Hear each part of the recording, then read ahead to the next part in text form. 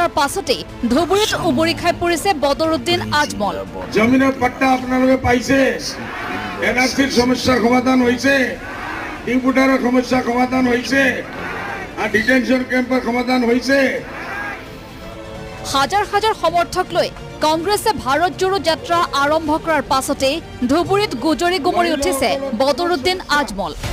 এই কংগ্ৰেছে বিজেপি চৰকাৰে সমাধান কৰিছে নেকি? শনিবাৰে এক প্ৰকাৰ কংগ্ৰেছৰ বিৰুদ্ধে যুদ্ধই ঘোষণা কৰিলে AIUDF প্ৰধানগৰাকীয়ে। কিহৰ কাৰণে ইহঁতক চৰকাৰী কৰিছে, আমিও কৰিছো, কোনো পাপ আছে নেকি? কংগ্ৰেছে বহুত শক্তি দেখাইছে। কংগ্ৰেছৰ এটা এটা ৰেলীত কিমান মানুহ হৈছে আপোনালোকে দেখিছে। আমি উইদিন 3 days এটা মিটিং দিছো। আমি চ্যালেঞ্জ কাক নকৰো, যিসকল মুৰ্দাক কোনে চ্যালেঞ্জ কৰিব? জিন্দা থাকিলে আমি চ্যালেঞ্জ কৰিম। কংগ্ৰেছ মুৰ্দা দল, এতিয়া জিন্দা নাই, শেষ হৈ গ'ল।